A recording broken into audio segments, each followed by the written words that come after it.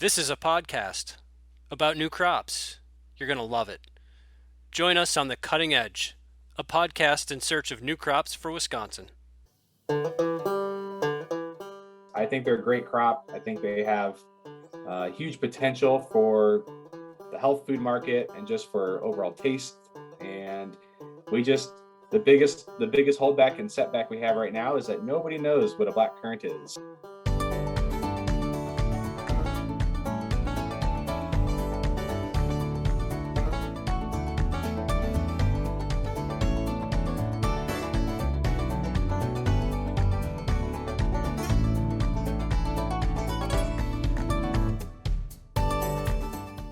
Welcome to The Cutting Edge, a podcast in search of new crops for Wisconsin.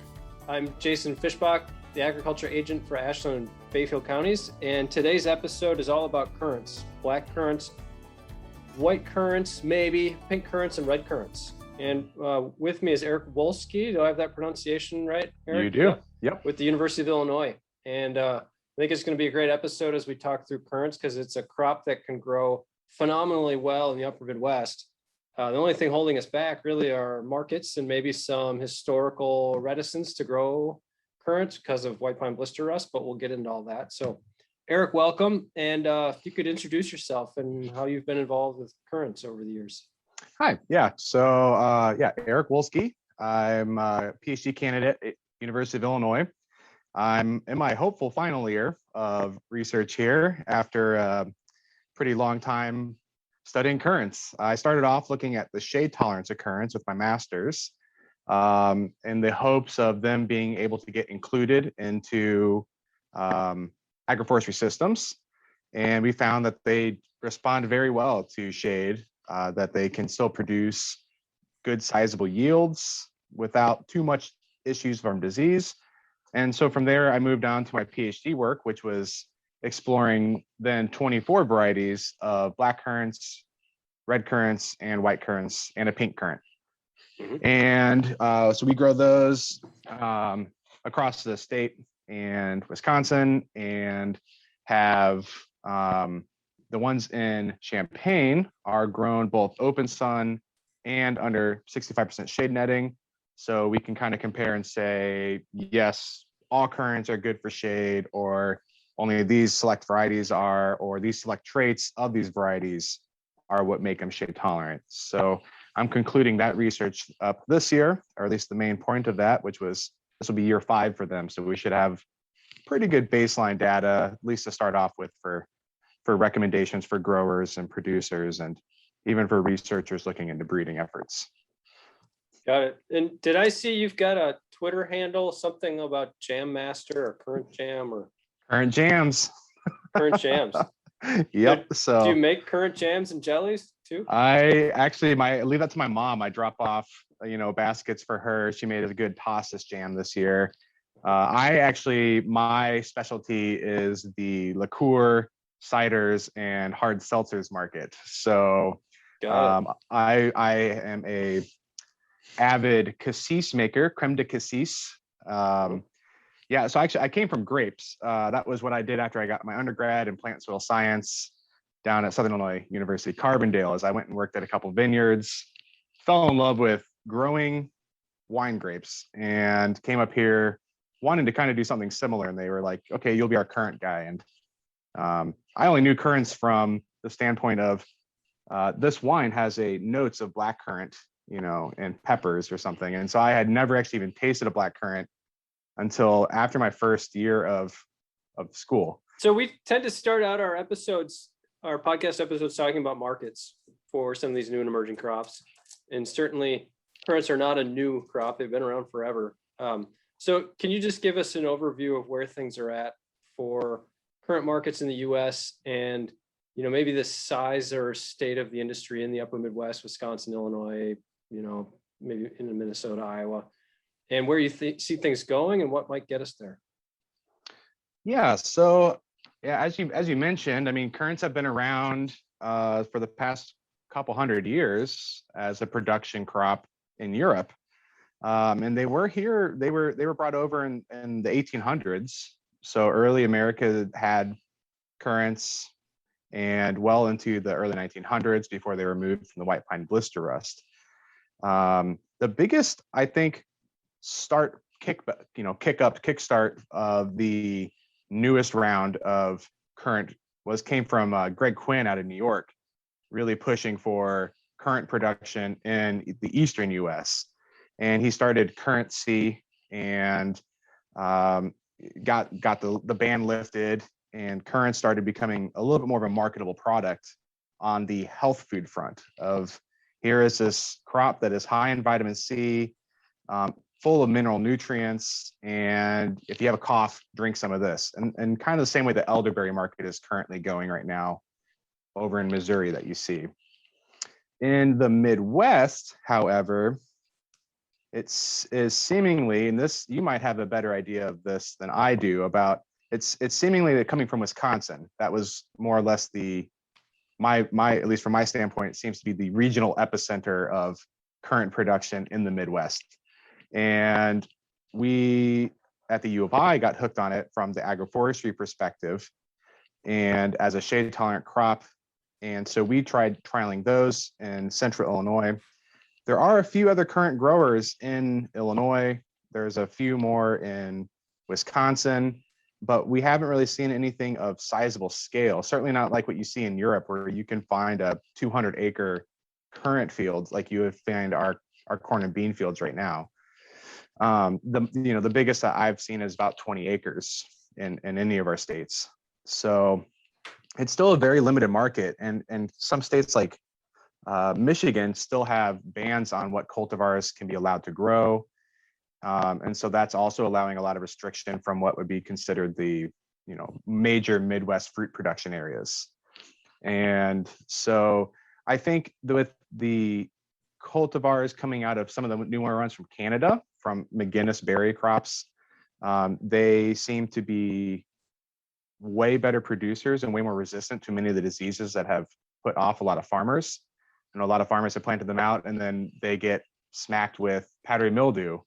And I think the initial selling point for a lot of currants was that this is in the fruit world would be considered a very low spray fruit compared to something like apples or grapes. And I think when you start getting diseases like powdery mildew that require a fair amount of sprays to kind of keep controlled, it's been a little bit more of a off-putting. But I think as we get more varieties released that are capable of being resistant to the diseases, yielding well, and are better suited. So like McGinnis has a stated purpose of breeding for North American palates, which tends to mean higher sugar content, a little bit lower acidity. Yeah. We're all there on that, I think. Right. Well, let's come back to the disease issues, because that's an interesting one, especially as we see how it plays out across Wisconsin and some of our research too. But so for our listeners that maybe aren't all that familiar with currants, there's black currants, white currants, pink currants, red currants. Are they all the same species? Are they the same thing? Yes and no. Black currants are their own separate species. Black currants are Ribes nigrum.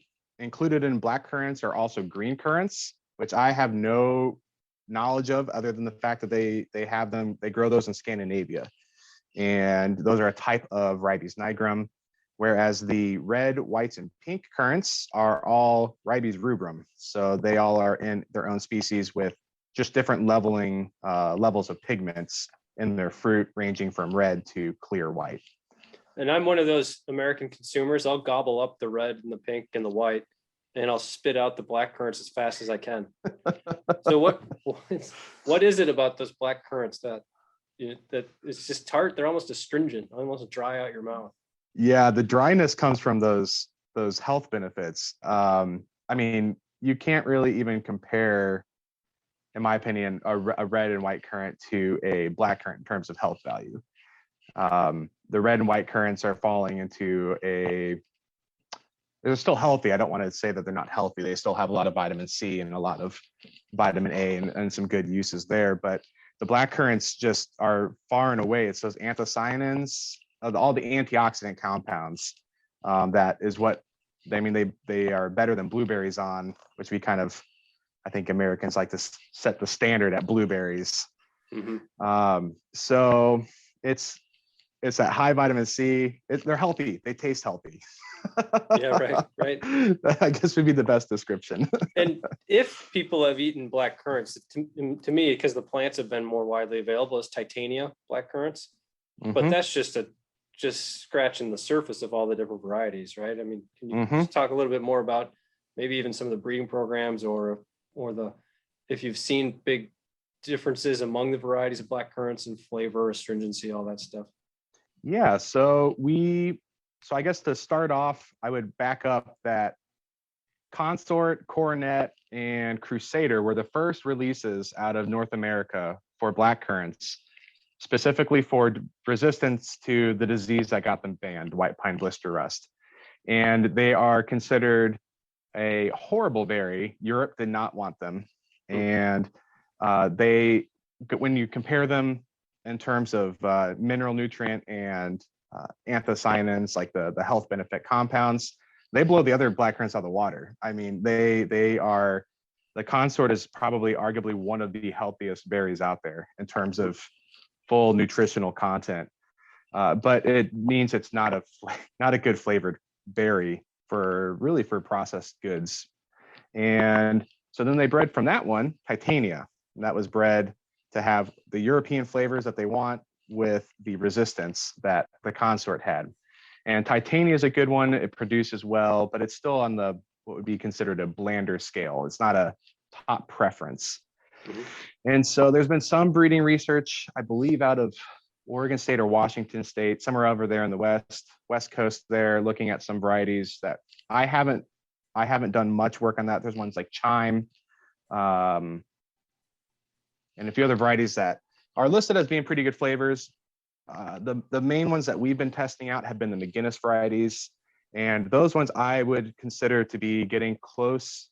Some of those get close into range of being into a blueberry territory, where you could actually eat them fresh out of a bowl.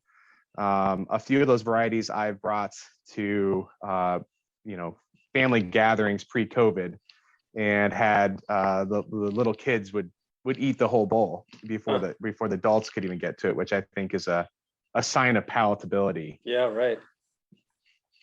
And it's the sugar content I think is going up. The acidity kind of goes down a little bit. We're going to be analyzing some of that data here soon to get an idea of, why are these ones better. And we've done a little bit of taste testings 2 years previously on, sort of what consumers are liking with the black currants, both with juice and with fresh berries. And we're finding that there are some varieties that are kind of standing out, that people they tasted it for the first, their first taste of black currants, and they're like, well, that's something. I could drink that. Yeah.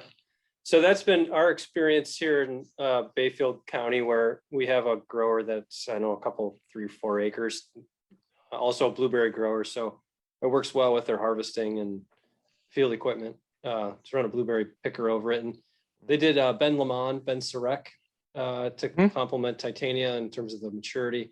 But it's been almost exclusively a processing fruit. It's used to make a port by a winery, or it's used by the few homeowners that I shouldn't say a few, but there are folks maybe with some cultural heritage or something that have had black currant jam or jelly in their background, and so they're buying that to make their jams and jellies. But it's never really been, at least our experience yet, a fresh fruit black currant. It's always a processing fruit. But it sounds like maybe that's changing. Do you think that's the industry, as breeders want the industry to go that way, is more fresh eating than processing, or is the goal still, or the vision, to be more of a processing fruit for black currants? In my mind, the appeal to the black currant is it can be machine harvested and machine pruned. And the advantages of that then come into a processed food market and less of a fresh eating. I think the market would be more towards a frozen berry, something that you can add to smoothies, or you can pull out and you can add into your confectionaries and your baked goods. That would be more the berry route. But I still think that in terms of gross sales, in terms of how much a farmer could offload, you really can't beat processed goods. And I think historically processing is, if I don't have the numbers in front of me, but I want to say it was something like 90% of of black currants grown in Europe go towards processing. It's either a juice or jams and jellies, and a very small fragment of that then goes into fresh eating. But it seems like, I think there's a potential for them to be a fresh eating fruit. It's just the fresh market fruits are kind of everyone already has their mind made up about what they want to eat when they go to the fresh berry market, and they want their strawberries, they want their blueberries, they want their raspberries, maybe a blackberry. And they're so incredibly sweet. It's so hard to Yes. get people to eat anything but that. Yeah. Yep. Right. So on the red, pink, and whites, I've grown them outside. I'm also growing red in our high tunnel, and to me it's night and day. And so can we first agree to just cross white currants off the list entirely, or is Blanca, that's the only variety I've seen that's, you can maybe hand pick it, but like Imperial and what are those other ones? They look like caviar. They come up Imperial. super small. White Imperial is it makes me cry. My field crew, when we go out there for harvesting, we kind of have jokes about, one of the jokes was, well, you're such a white currant, as a way of showing dismay and disgust with somebody and their actions, because they tend to just squish off the plant, and it's really hard, and it's hard to measure. It's hard for me as the researcher, I'm trying to get berry size and stuff, and they're all mushed. So I have a bag of preserves, not a bag of berries. And 3 hours later, you move on to your second bush to pick it. That's exactly it. Yeah, they don't really come off nicely. I do wonder, and you've provided pictures of this, of trellis options. I do think that there might be a potential for, maybe on trellis you might be able to get them in a better format, but white currants are probably the biggest tears I shed when I go out into my field. Yeah. Okay. So then pink is our only option, pink champagne? That's as far as I know. I actually was just sent over a few other varieties that I'm kind of perusing through to see. But as of right now, pink champagne is sort of the standard. And for me, it's kind of crazy because pink champagne's been around since, I want to say that one was bred in the 1800s, maybe. Wow. Or early 1900s. So it's almost like coming from grapes. It's kind of exciting, to get back to that territory of historical fruits that, my great grandparents might have tasted at a market at one day. Yeah, right. And I've seen that on trellis outside too, and it's very doable. Much bigger cluster sizes, easier to pick, and the berries are big and they're really sweet. People like pink currants. It's just been, or the pink champagne. It's just, if you grow it in a shrub form and it gets overgrown, because it is pretty vigorous, it's just kind of gets to be a nightmare to pick too. But okay, so that brings us to red currants. Can you tell us more about kind of red currants? And that, to me, if I understand it right, is grown more widely, both in Europe and even more so maybe even in the US. Yeah, so red currants, they have a little bit better of a market. They can be frozen pretty well. They have a little bit better curb appeal, you might say. They tend to hold their fruit size and stay pretty well in the fridge. So you can sell them as sort of a fresh market sort of plant. They also have released some cultivars with thicker skins that, at least in Europe, they are doing a fairly good job of machine harvesting, which I think is very appealing to farmers. But they also do pretty well, I think, on trellis. When I was over in the Netherlands, they had trellis red currants that looked beautiful. And I think you sent over, that picture of maybe cherry or wilder or something. What Ravada maybe that was on. Ravada, yeah. And I'm working on my a publication or extension publication that shows, it's basically trying to mimic what they're doing in Europe in the high tunnel greenhouse, but it is night and day. I mean, and they're huge. They're almost like grape clusters. They get so big. So I think now whether it pays for the high tunnel structure is a whole other question when you can grow tomatoes or something else in there. But still, it's an amazing fruit. Anything else to say on red currants in terms of varieties? Or I just finally pulled up my recommended cultivars list here, and this was based on maybe last year and 2 years ago. So I haven't fully updated from last year's data, but I did put down that with sprays, the Primus was a good white currant cultivar. It produced fruit that was well enough, in my opinion. But we had tremendous issues with powdery mildew this year. And the powdery mildew it was the first time I've seen powdery mildew on fruit, actually. Wow. Powdery mildew for black currants tends to just stick to the leaves and causes foliar damage, which causes plant health damage, which reduces your yields. But this was the first time I actually saw it jump to the fruit and actually have fruit damage to the plants. But if you can control that, which powdery mildew for the most part can be controlled organically with the correct sprays at the correct times, it wasn't a bad one. In terms of red currants, I have cherry and debt van listed as sort of my top ones. The cherry currant, red currant, I was amazed with how easy those ones were for harvesting. They just kind of, you could pull those off. They were nice big clusters, even just in shrub form. And so I found those ones to be really exciting. We were usually pretty happy when we got to that with the cherries. It was, oh, it's a cherry treatment we're harvesting, and yay. Yeah. Yeah. Right. My turn. I get to do this one. Yeah, that's exactly it. I'll have to try that one.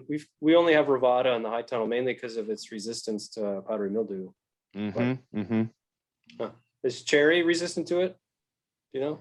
Yes, or at least that's, well, I'll have to go through and compile some more data on that one, but at least it was 2 years ago it was resistant.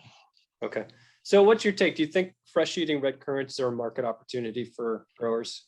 You know, CSA, pick your own farm stand? I think so. I think it's going to take some time to get Americans warmed up to currants, which is, I think, a whole discussion in itself. But I do think that if they were, I do think a lot of people enjoy them. They do enjoy eating them. They enjoy baking with them.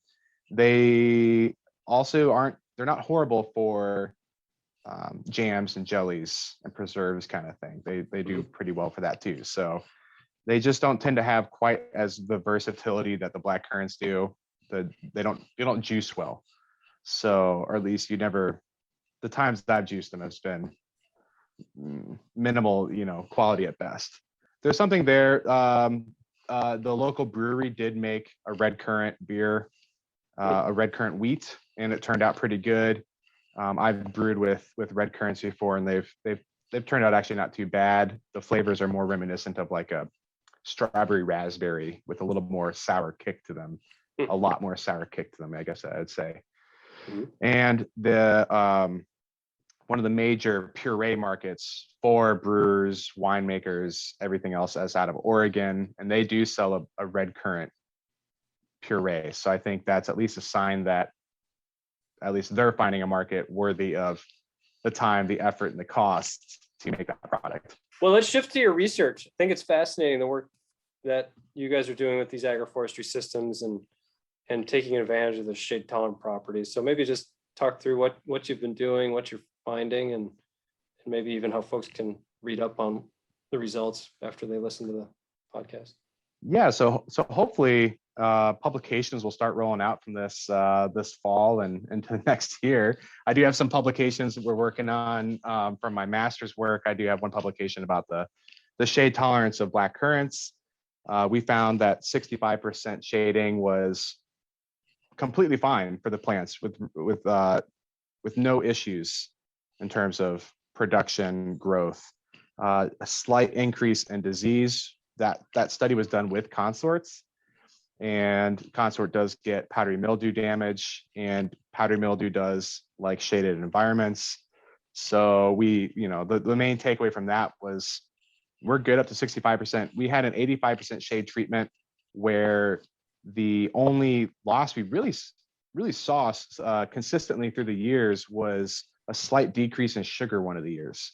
But for the most part, the plants actually seemed to do okay. It just started to yield less. We had about a 25% reduction in yield in the 85% shading, and you start to lose some vigor in the plants themselves. So that trial, though, was in the same site that has what we call the Woody Perennial Polyculture Project, which a lot of P's in that one. And that one involved planting of chestnuts, currants, hazelnuts, raspberries, and apples.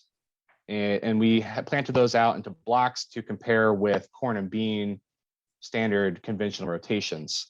And we found that one, at least as of year 9 or 10, agroforestry systems do not out yield corn and bean systems, which was more or less what our thoughts were to begin with. But we did find that we reduced the amount of nitrogen leaching tremendously, even though we applied nitrogen the same to both the corn and beans. So we were actually fertilizing our agroforestry systems excessively, you might say. From is an incredible amount. Yes, 100 pounds of nitrogen per year, per acre. Yeah. So we were throwing down nitrogen, and that still, the plants soak it up. We had hay in between the rows that we were baling, and so I think that also helped quite a bit in terms of sort of soaking up any of that nitrogen. But then underneath that, you have these tree roots. And so those systems have been working pretty well. The currants inside of those are in the rows with the chestnuts and are still producing like crazy. They still grow very well. So you said up to 65% shade. Can you kind of give us a visual of what that is like? 65% shade would be maybe like under more of like a dappled apple orchard is kind of what I would say. So sort of what you might find at the base of an apple tree or a chestnut tree for that matter. Is that shady enough it would slow down some of the weed growth? I wish. Yeah. No, okay. I think we found that for the most part. Okay, so I take that back. It does seem to reduce weeds a little bit, but it more or less it just shifts the weed species you have. So we found that a little bit more of some of like the smaller grass species coming through, a lot more of like henbit and stuff like that, which aren't quite as big of an issue. And then the other issue though with that is that when you have species like the pigweeds, the amaranth species, or like mare's tail, they tend to get a good footing, they tend to germinate, and then they tend to bolt to try to reach the top. So you get these long, tall, spindly things inside your rows. And so, unfortunately, it's still not enough. The 85% shade netting is when we started, I think, noticing that the weeds were staying out, that it was getting to the heavier shade level. And so, arguably by that point, that might be something. And the other difference, another consideration that we had to make sure that we were clear about when we wrote the papers is that these were shade nettings, and shade netting is not the same as what you get in sunlight. Sunlight is dappled shade.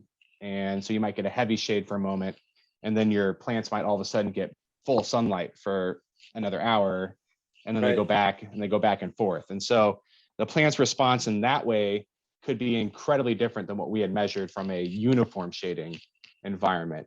And so I would actually say ours compares arguably more to what would be like the semi-transparent agrivoltaics that's been going on, the photovoltaics and growing plants underneath those, or in the photovoltaics on greenhouses. So that might be a little more of a fair comparison, but even just the currants that are growing under the chestnuts right now, we're finding are doing incredibly well, and give us hope that this should work pretty well. And I would say that leads into sort of the variety trial that we have going on, in that we have those plants under 65% shade, because we're like, okay, this is our max that we feel comfortable with, and we've been testing those out. And for the most part, most of the black currants are doing well, but it seems to be more of if they do very well under full sun, they just still do very well under shade.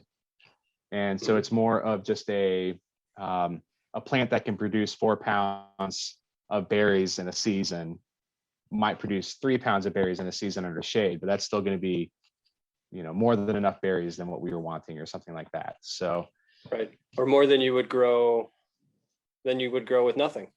Exactly. Exactly.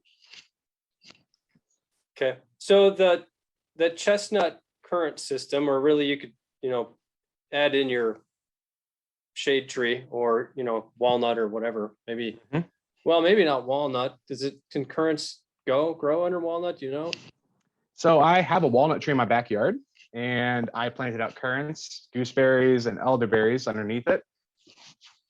So far, they're all still alive. So I guess we'll have to keep further testing that hypothesis. But black walnut, plants in resistance to that, it seems to be fairly variable. And so I feel more comfortable claiming that it's okay if I had a nice little trial I could do where I could put, some in full sun, some in the walnut shade, and then I could.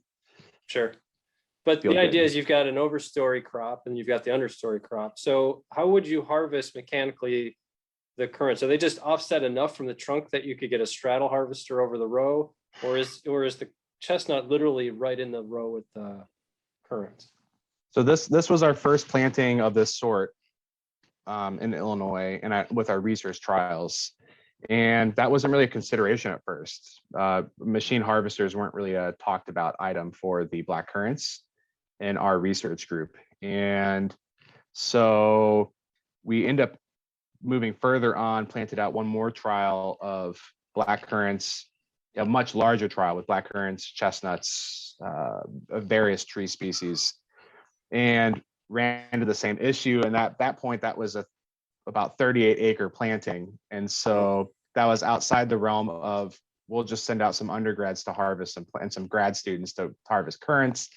And it turned into the realm of, we need a harvester because we won't get these harvested. And that is when we discovered the major restrictions of planting currants in the same row as your tree species.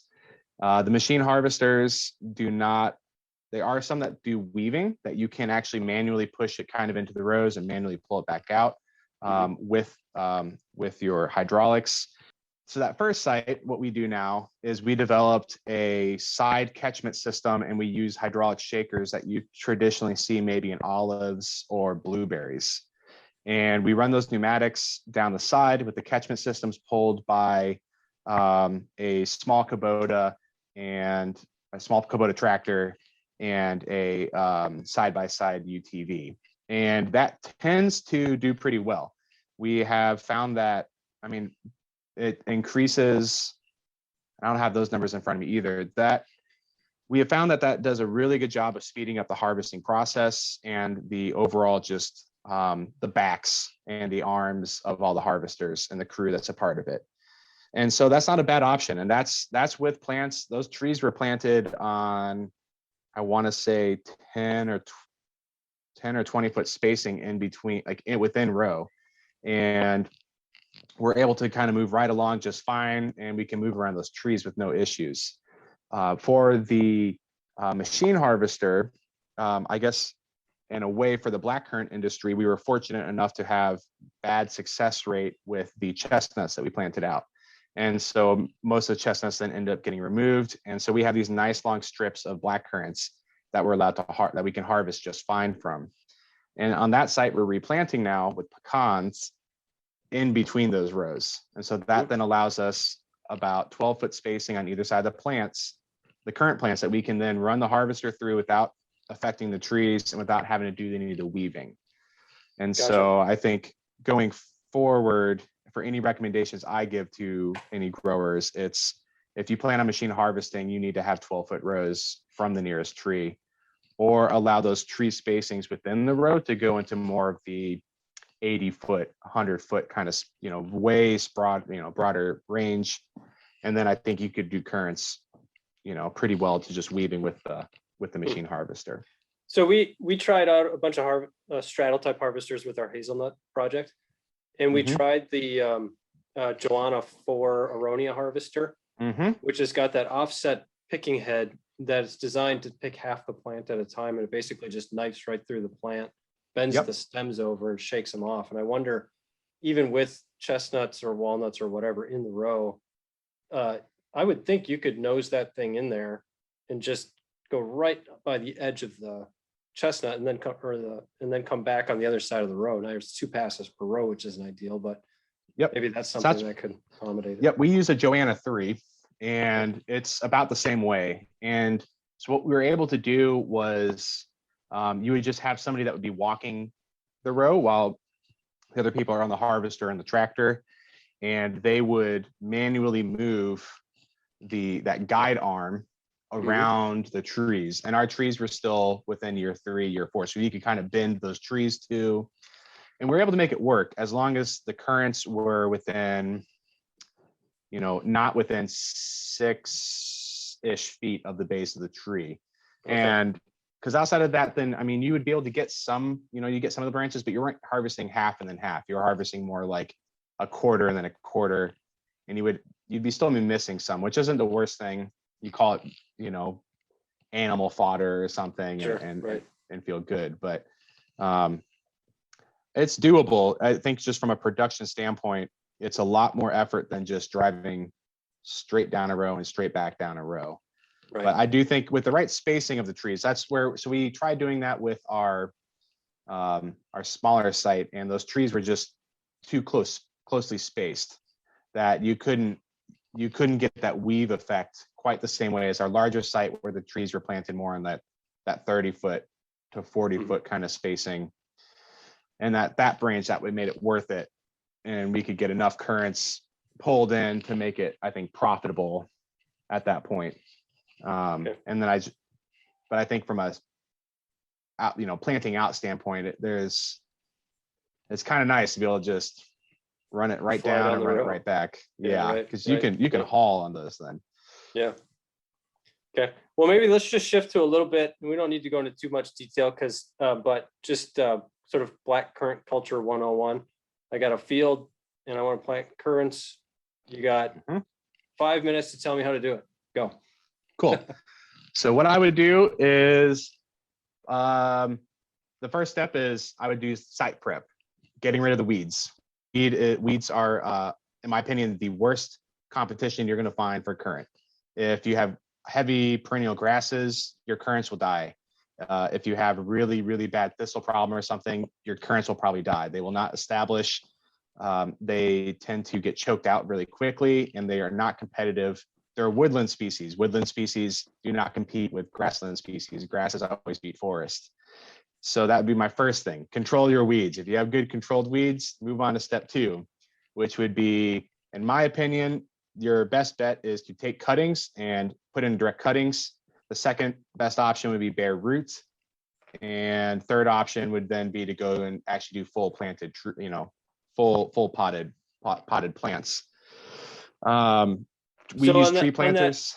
Real quick on the planting stock. So what's mainly available? Bare root and these tissue culture plants grown in plugs. How do you feel about those? They work. They tend to bring up the cost, which is unnecessary in my opinion.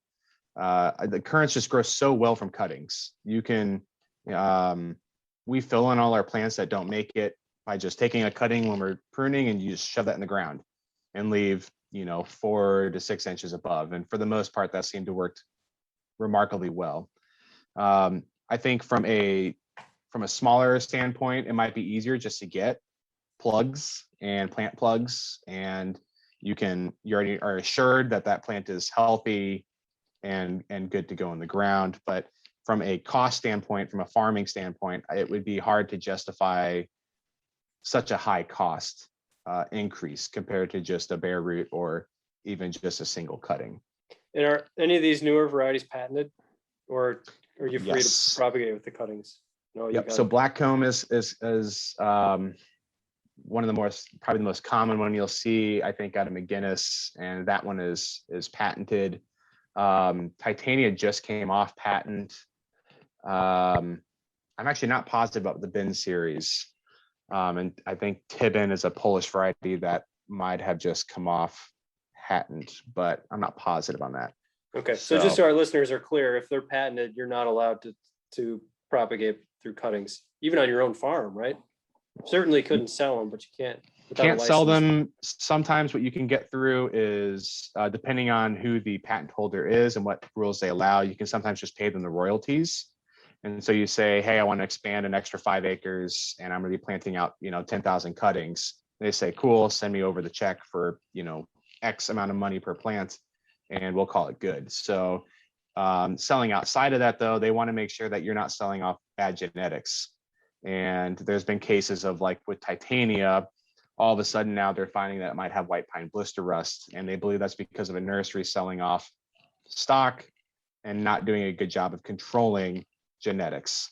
And so that's, as much of anything, the reasons why patent holders are very particular about their patents and who can buy them. It's not always from a, need to get the money standpoint. It's as much protecting the genetics and saying this is a good product and it's a safe product and it matches everything you want. Okay. All right. So you got your plants that you've chosen. Keep going. And so then I would put them in the ground. The first thing I would do is weed control. So whether that's a conventional method of putting down some pre-emergent options, that there's plenty of pre-emerge options that you can use for the first year for currant production.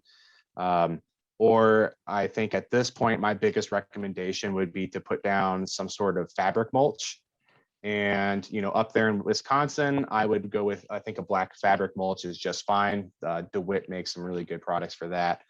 Whereas I think down here in central Illinois, we are in the lowest southern range for growing currants. And so they have a really hard time with our heat, especially our 95 degrees in July during harvest heat that we get. And so in that case, I would go with more of a white mulch probably, but I would put down a fabric mulch. That way you don't have to worry about weeds coming in there really at all. A lot of those are also able to put in your fertilizer. So your first year, you put them in the ground, you control weeds. That's your biggest issue. Then moving forward, what you'll end up wanting to do, you can go through and you can trim the tops to encourage shoot growth. I actually think at this point, from a commercial standpoint, just let them grow. Don't worry about topping them or anything like that. They tend to just bud out just fine from the basal area. Then from there, you go into year 2. That's when you want to start adding in your fertilizer. Currants are a heavy feeder. They are listed at needing 100 pounds of nitrogen per acre per year, which is a lot. I read that in one of your crop. Publications, and I thought, did I read that right? That is but they respond, huh? I think it's as much because they're a shallow rooted plant compared to most of the fruit crops where you typically are restricting nitrogen. And we pull off so much biomass from them per year, especially once they hit maturity. And that's a mature plant. You are at 100 pounds per nitrogen per acre. You would not put 100 pounds nitrogen per acre on your 2 or 3 year plant. Yeah. Those ones are more at about the 20 to 40 kind of range. Essentially goes up by about 20 pounds per nitrogen per acre per growing season, essentially. Mm-hmm. And then maxes out 100 pounds. But that's something I would like to see a little more research on, at least in the Midwest, because our soils are very rich compared to where they're traditionally grown over in the UK or Scandinavia, where they don't quite have our deep, healthy, loamy goodness of soils that we have here. Sure. And so that recommendation might fall down more and more as we get a little better research into that. But as of right now, that's been the recommendations I've gone with, and that's what I've been going with. So, but maybe that would help control some of our powdery mildew issues or something. A lot of times, heavy nitrogen can sometimes open up your plants to disease issues. So, it's something to look into further. But putting down a heavy amount of nitrogen, you can do that with compost. Compost is not a bad option.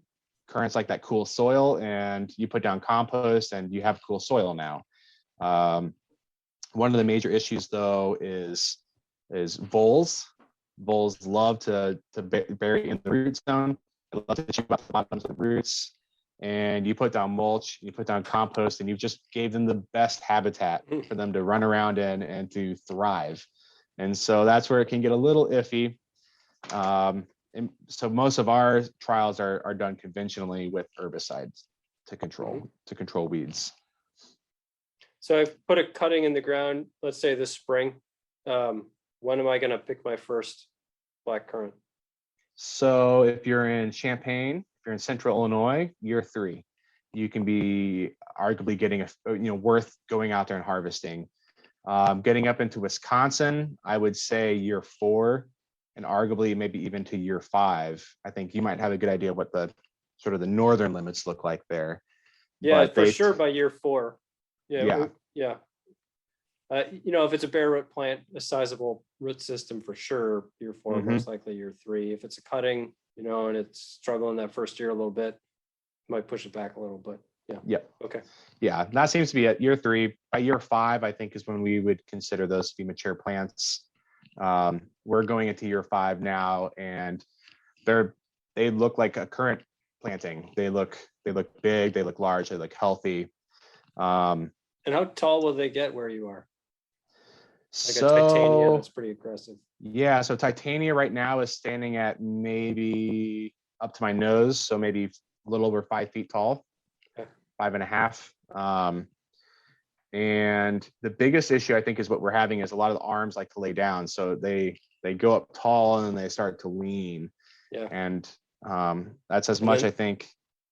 And then they root if they hit the ground. No, yeah. Yes, yeah, some of them root like a blackberry does. I mean, they're hovering above the soil, and then they're like, well, it's time to root out here. Right. Yeah. Okay. So the bane of all blackcurrant growers, pruning. How do you do it? Mhm. What's recommended? At this point, my back says coppice them. My back says to go through.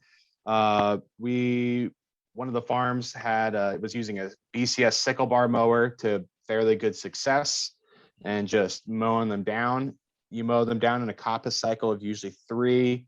Although we have a little trial going on. I think there might be evidence for even pushing it to year 4. And so you take out 1/4 to 1/3 of your fields of production every year, but you save yourself maybe 80, 90% of your time gets saved. But if you do hand pruning is not a horrible option. You prune them back to make sure that you don't have too many overlapping stems. You want good, healthy 1-year stems and shoots from it. But you still want a good amount of sort of the older wood, because that older wood will throw off ideally some nice, healthy 1-year shoots. And I will say that pruning for the black currants is different than pruning for the other currant species, the rubus species.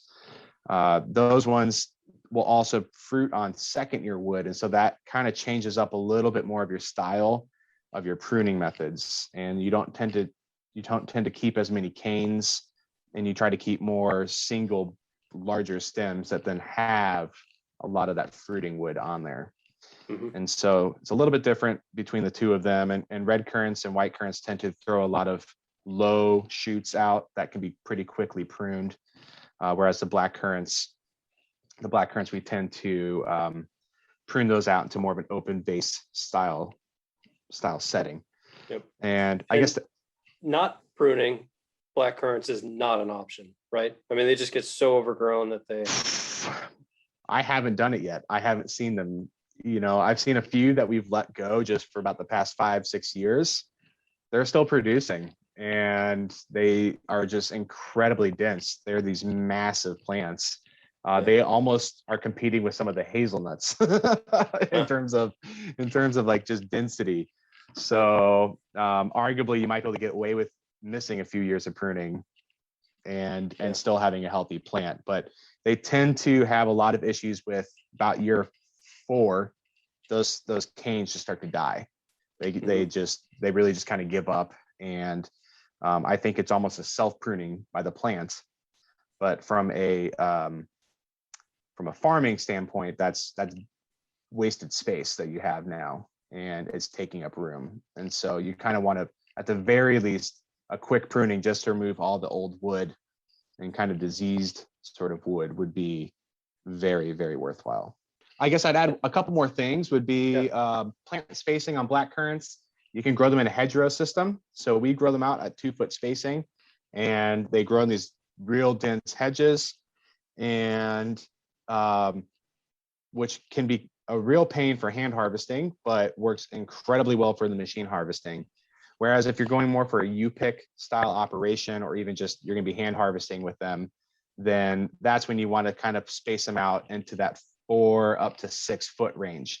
And then you have these nice big open currant plants that you can get into and really, really get in there and harvest from them easily. So That's one thing. And I guess that one thing to add to the hedgerow system is that the Wormschuch, the company that makes the Joanna, they do have shrub shapers. And so they make this thing that you kind of drive along and it keeps the plants in an upright position. And that's what they do for pruning maintenance before coppicing, is that they just let them go and they just run that through for the first 3 or 4 years. And that keeps the shape upright without having to go out and hand prune those out. And then that's the only pruning they do, is running those through, and then they coppice them. And so that I just discovered that one recently, and that one has kind of opened up some dreams into what a full commercial currant operation could really look like here in the US. So that's taken off all those branches that are hanging down, basically. Yes, which currants just love to do that, especially with that fruiting wood.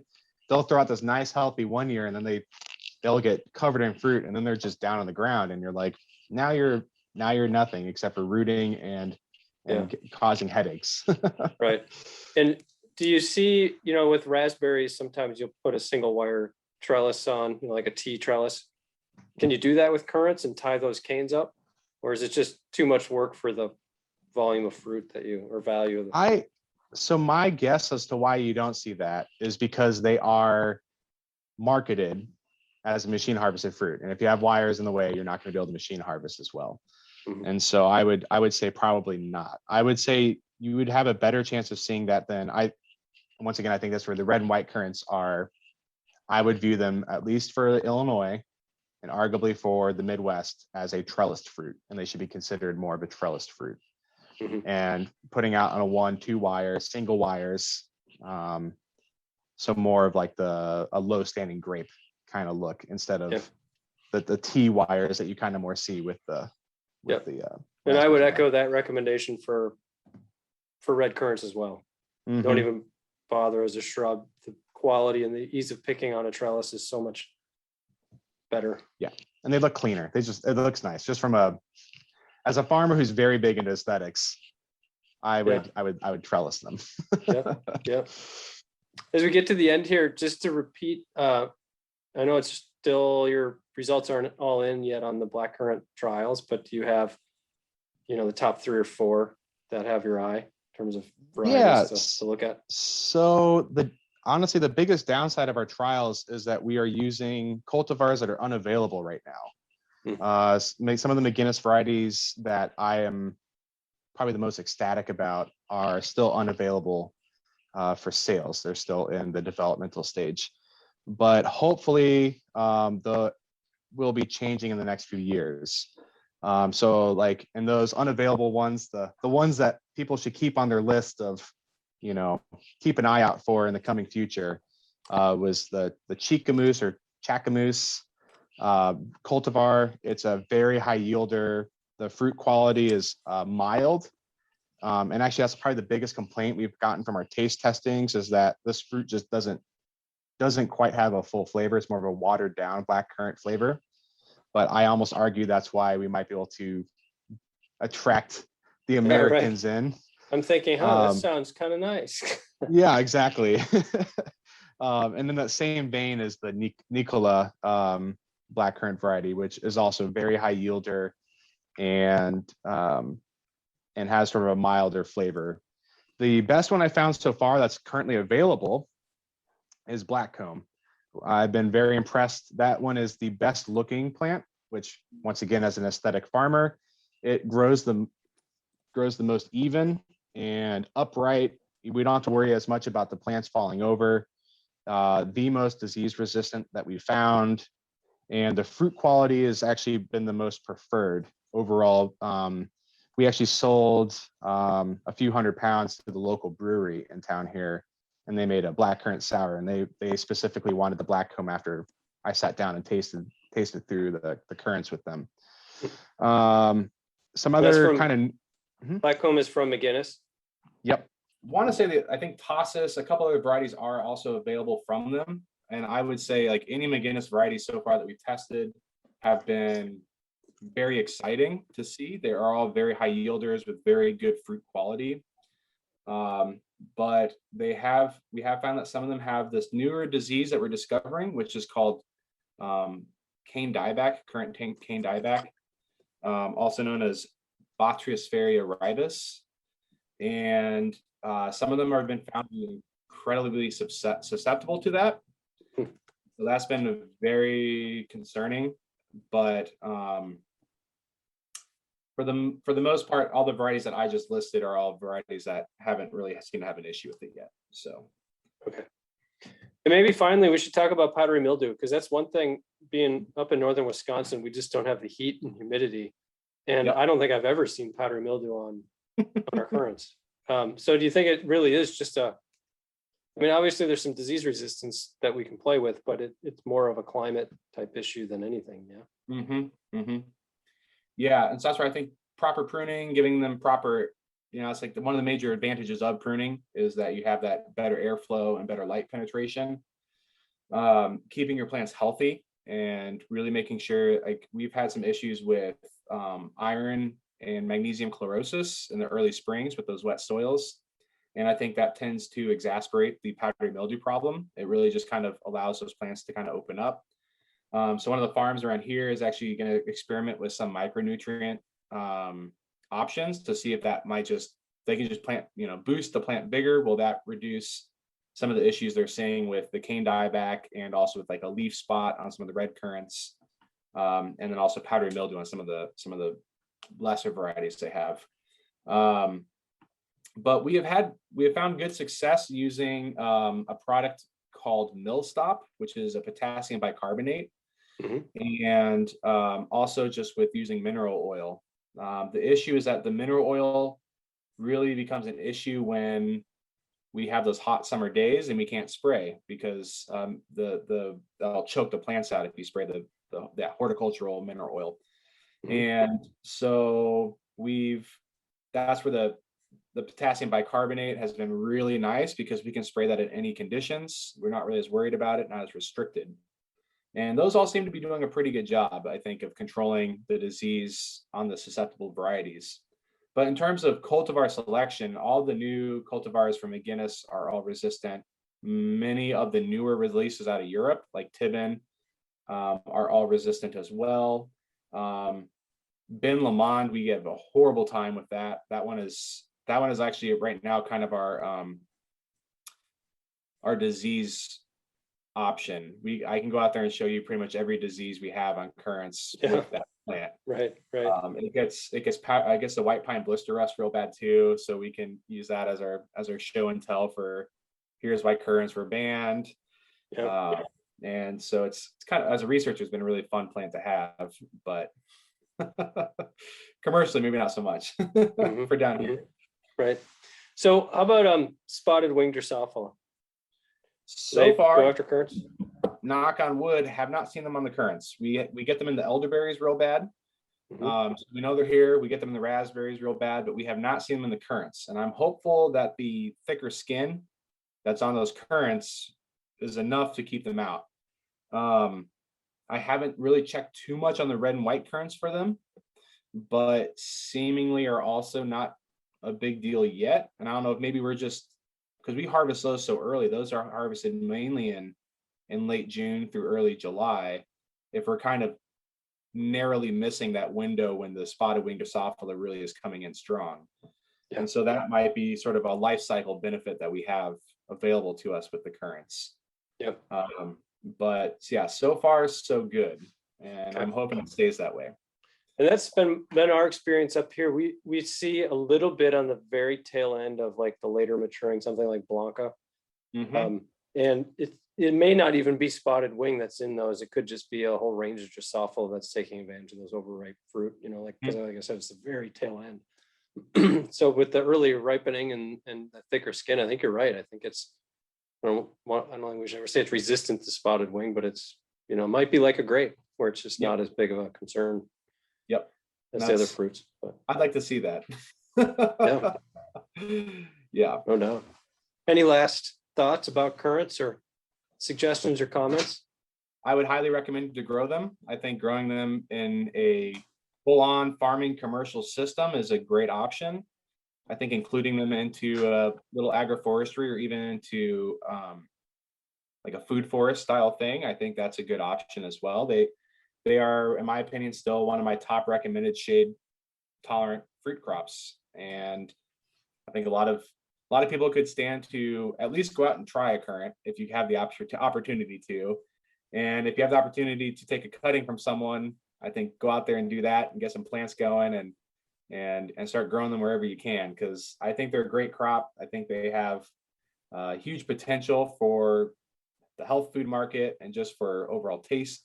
And the biggest holdback and setback we have right now is that nobody knows what a black currant is, or a red currant, or a white currant. So I think the more people that try them, I think we're going to just see them keep growing. I don't see anyone all of a sudden I don't see the American market all of a sudden reverting back to, nah, we don't want it. I think it's going to be an up and coming market, especially what I've been seeing with, especially in like the brewing, wine, liqueur world.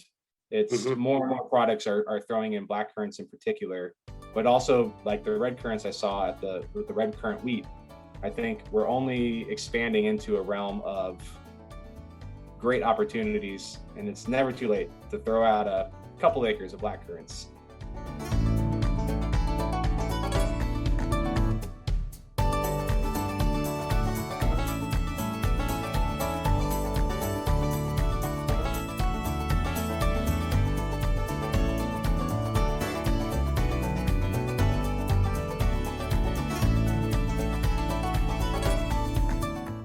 Brought to you by the University of Wisconsin-Madison Division of Extension.